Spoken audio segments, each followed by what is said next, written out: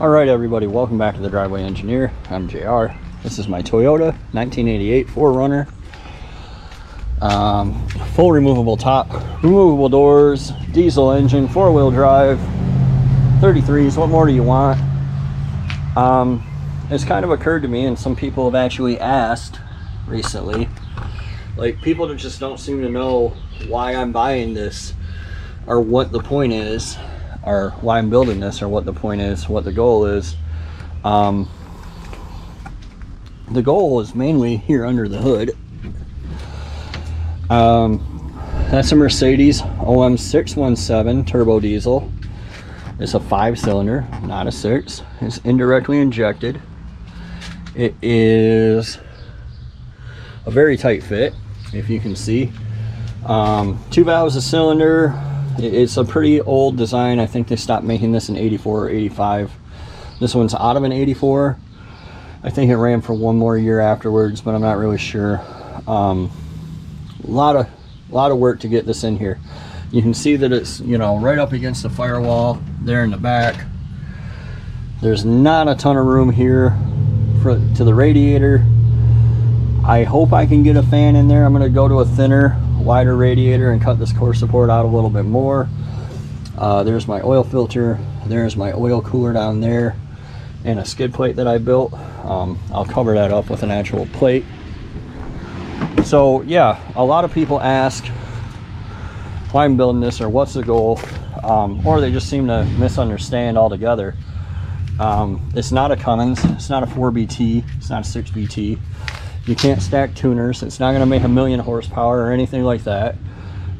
Stock there at 125 horsepower and, like, I don't know, 175 foot-pounds of torque. I'll look it up, put it up on the screen. Not a lot of power. Pretty fair replacement for the 22 RE that was in it. So tuned up, it's got an aftermarket pump on it. It's got an aftermarket turbo on it. It should make about, I'm guessing, 150 wheel, maybe a little bit more. It was a 22 RE auto. It is now a OM617 R150 from a V6 truck. 430 gears in the axles, electric locker in the back. These are 5th gen wheels that I bed linered. I think I did it on the channel. The whole thing's Raptor linered outside, not inside. These are 255 75 R15s. They were on that. It's the same size that's on that right now. I like 17s because they're super cheap. They're easy to get. You can find them anywhere. I wanted an off-road vehicle that was light and nimble, that could go anywhere, do anything. It's not a hardcore rock crawler. It's not a 600 horsepower rip across the desert. It's not none of that. It's just, you know, for me and the wife and the dogs to get in. I was actually looking for a Land Rover Discovery or a Jeep CJ to do this in. And what inspired me was, there's a channel called A Guy Named Alphonse, and he's a nice guy, nicer than me. He'll never call you an asshole. He has one in a CJ, or I think it's a Wrangler, a YJ Wrangler. But, you know, I thought, man, if I could, these things get good mileage. That's the reason for it. If I could get good mileage, 25 miles to the gallon, something equivalent to, like, this is my version of a JL Wrangler, basically. So if I don't have to pay 50 grand for it. So, I mean, it is what it is as far as space goes, but it's long. It's nice and narrow.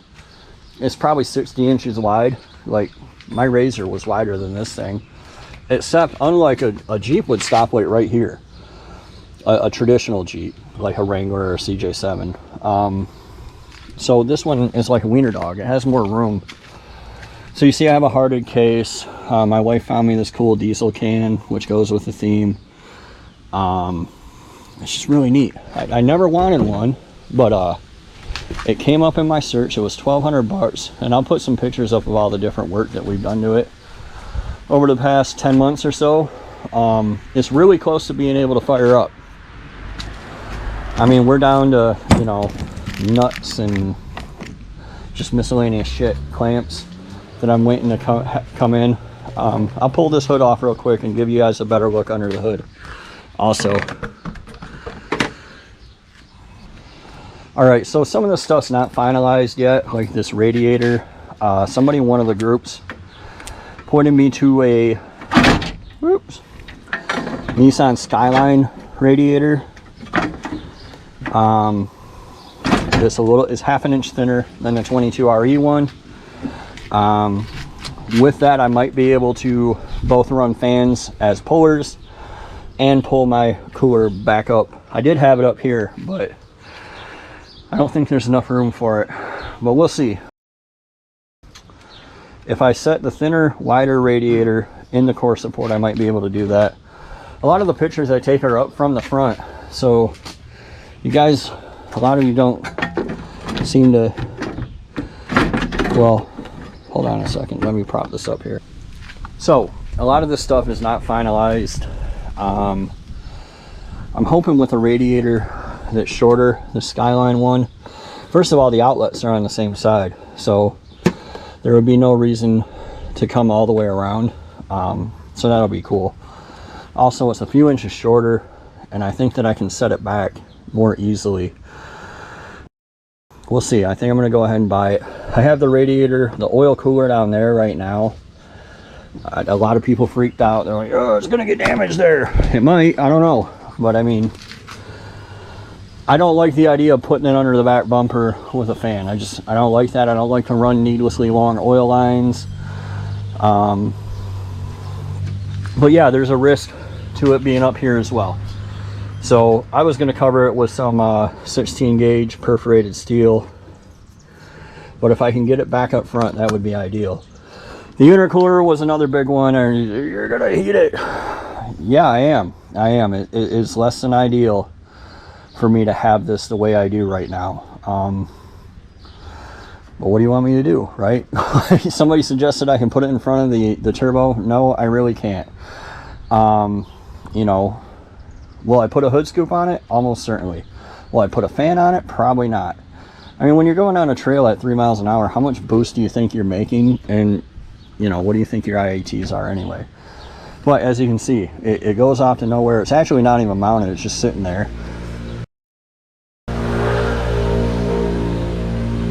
So yeah, a lot of the stuff isn't final, even though it's getting close. I'm going to wrap it. I'm going to put a turbo blanket on it. I would like to bring this up and through this space here, which is why, well, it's part of why I relocated the battery to the other side and why I'm trying to keep this space open. I'd like to bring a snorkel right through it. So, like I said, 33s, turbo diesel. I don't expect a lot out of it. 150 wheel, 200 foot-pounds wheel, 25 miles to the gallon. It has the ability to run on anything. This can run on vegetable oil. It can run on whale oil. It can run on fish oil. It can run on used motor oil. That's the main reason for it. Like this is a robust, ruggedized vehicle at this point. Filters are overkill, both fuel and oil. I don't expect any problems out of it, right? Like if it runs and I got it right and I rebuilt it right and it doesn't fly apart, I expect this thing to be my little wheeler vehicle for the rest of my life. So I hate to say, you know, overlanding, but that's kind of the idea. We do a lot of trips. I'll insert some clips of some other stuff that we've done, and we would like to continue doing it. So something that I can drive when I want to, that can run freeway speeds, that can run on anything. If it's the end of the world and I need to run it on fish oil, I can run it on fish oil. Reasonable power. Like I expect 90s V6 power out of this thing. I expect like stock 3.0, 3.4 liter Toyota power out of it. And I think that that's where a lot of people go wrong. People who are aware of these, like they put a stock one in and then they have like 308 gears and 37-inch tall tires and they're like, this sucks. Yeah, it's not a torque monster. It's not a torque monster. It revs out like the stock Governor is like 4,000 RPM. It revs out way higher than any diesel. It's a European diesel meant to fly down the Autobahn. So, yeah. Hopefully, in the next week or so, you'll actually see this thing start up. And I'm going to buy the drive shaft. Well, I'm going to have the drive shaft cut down. I'm okay with using the stock drive shaft on this because the speed's not changing. The power input's not changing. It should be more than adequate. I'm going to have the stock drive shaft cut down, whatever that costs me, a couple $100. And, I mean, we're pretty close to firing this up. If it wasn't for this line right here that I poorly made, these lines are called choline. I think it says it right on them. They're like a hard plastic, and they have to get heated onto these fittings, and then there's just a buttload of them. So I was pressure testing this, and that one blew apart. So yeah, I got hose clamps on the way. I got the fuel system run. I just need to go hose clamp everything. There's a pile of AN fittings. It is what it is. Turbo regulator for oil pressure to the turbo. Again, why am I doing that? Because I want the pressure to stay consistent. I'm aware that restrictors are a thing. I'm aware that most turbos don't use one. I'm also aware that they are a thing, and it's better if you do. So this has the turbo has a minimum pressure of 40 psi. I won't ever fall below it because the engine puts out over 100. What else have I done here? Oh, that winch plate from Harbor Freight. That's like the $40. Of course, with the way everything's going up, it's probably $300 now. I cut it down on my new chop saw. I'm going to build a bumper off of it, I think. I might still go ahead and pay the money for the trail gear one that's a little bit higher and cleaner. I built that skid plate, which I had to do regardless of where the oil cooler goes, because the lower part of the pan is sheet metal. So I need a protection for that. The serpentine drive setup is from Doomsday Diesel. I'm set up to use an LS style alternator, which I did for practicality so I can easily replace it for the next million years. Set up to do a Type 3 power steering pump, Saginaw, or Type 2 power steering pump. Again, so I can replace it easily for the next million years. These are supposedly million-mile engines, but I've never seen one with anywhere near it on them.